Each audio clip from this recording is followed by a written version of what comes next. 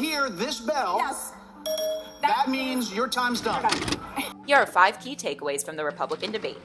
Vivek Ramaswamy was the main candidate in the spotlight, speaking often and arguing with most of the other candidates. And I know a lot better than you do. You've never done it, like you've never done anything to try to advance the interests of this government except to put yourself forward as a candidate tonight. He supported positions including withdrawing support from Ukraine. Under your watch, so you will make America less safe. You have no foreign policy experience, and it shows. And you know what? Calling the climate change agenda a hoax. Let's be honest as Republicans. I'm the only person on the stage who isn't bought and paid for, so I can say this. The climate change agenda is a hoax. The climate change agenda is a hoax. And increasing the voting age to 25 for most voters. The newbie candidate has moved from polling at near zero in March to closely tailing Florida Governor Ron DeSantis at 11% of the vote. Starting from 0.0% in the polls in March to where I was today at the center of the stage, at the center of taking attacks from a number of establishment politicians that I take as a badge of honor. And by the way, they're good people. They're just doing what their consultants told them to do.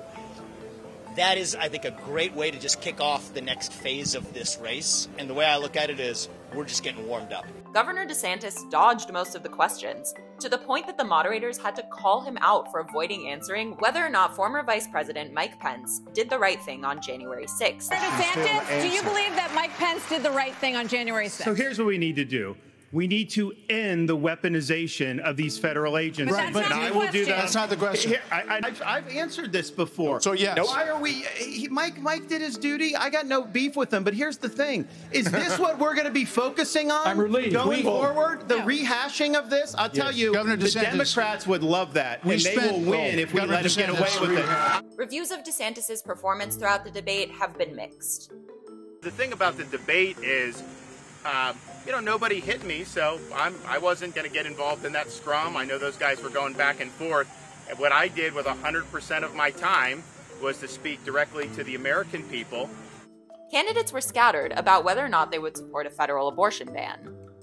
Can't we have a minimum standard in every state in the nation that says when a baby is capable of feeling pain, an abortion cannot be allowed?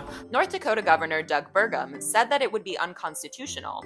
We should not have a federal abortion ban. Now, we can't have Republicans who fight for 50 years for this great cause and to return it back to the states, and then the next day they turn around and go, no, the feds should do that, because the feds are stepping into people's lives, they're stepping into people's businesses. Former South Carolina Governor Nikki Haley made the argument that abortion is a personal as well as a political choice.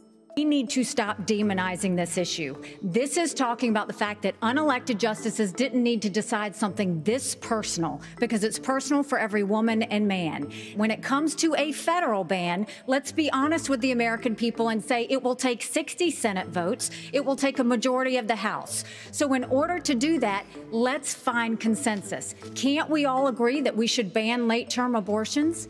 Can't we all agree that we should encourage adoptions? Can't we all agree that doctors and nurses who don't believe in abortion shouldn't have to perform them? Can't we all agree that contraception should be available? And can't we all agree that we are not going to put a woman in jail or give her the death penalty if she gets an abortion? Polls show that a majority of Americans at least somewhat support abortion. Candidates were asked to vote on whether or not they would support Donald Trump if he were to win the Republican candidacy, despite his criminal charges. You all signed a pledge to support the eventual Republican nominee. If former President Trump is convicted in a court of law, would you still support him as your party's choice? Please raise your hand if you would.